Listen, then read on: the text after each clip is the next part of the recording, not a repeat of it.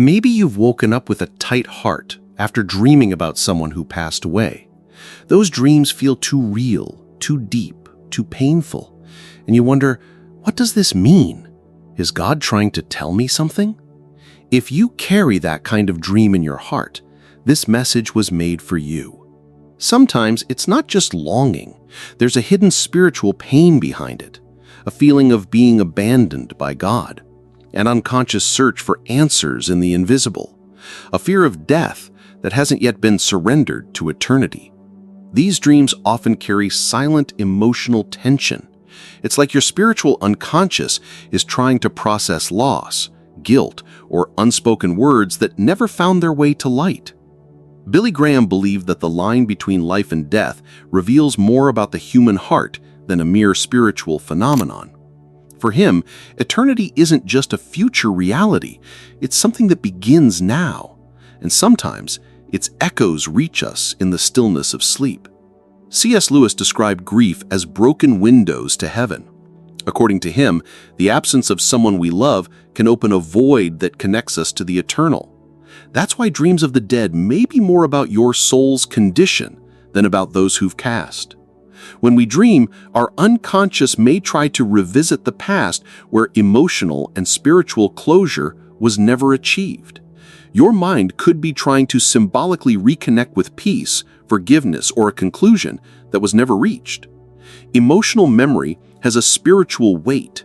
It tries to compensate for feelings of omission, attachment, or unfinished moments. That's why even in dreams, as Psalm 139 reminds us, where can I go from your spirit? God is still speaking, revealing the cracks we carry. Billy Graham often reminded believers not to assume that every sign comes from God. The enemy also operates in subtleties.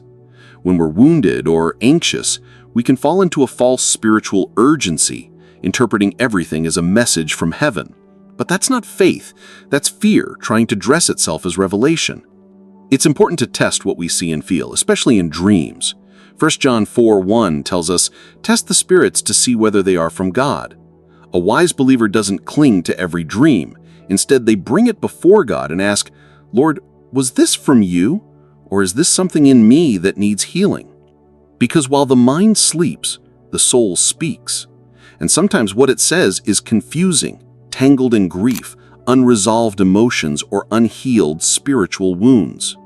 Dreams about the dead may reveal disorganization in your inner life, or they may point to a part of your heart that still hasn't surrendered that loss to God. Padre Pio once said, "The most painful purgatory is the soul that still seeks in the world what only God can offer." If this resonates with you, it may be time for an emotional confession. Pray something like, "Lord, I give you what still binds me to the past. Wash my memories. Heal what I haven't yet understood." A prayer like that can bring more peace than 1,000 interpretations. So, what are these dreams trying to heal in you? They're not predictions of the afterlife. They may be gentle invitations from heaven calling you to close unconscious cycles. Billy Graham taught that mature faith doesn't treat everything as a sign.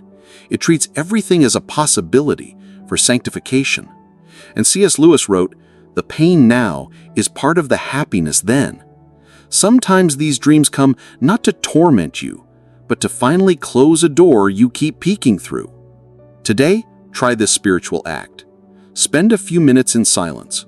Read Psalm 139 softly. Pray, "Lord, I accept your timing. If there is something in me that must be buried, help me let it go." And remember, perhaps the dead one in your dream is a part of yourself that needs to die so Christ can raise something new. If this message touched your heart, write "Amen" in the comments. Subscribe and turn on the bell. There are more messages coming straight to your spirit.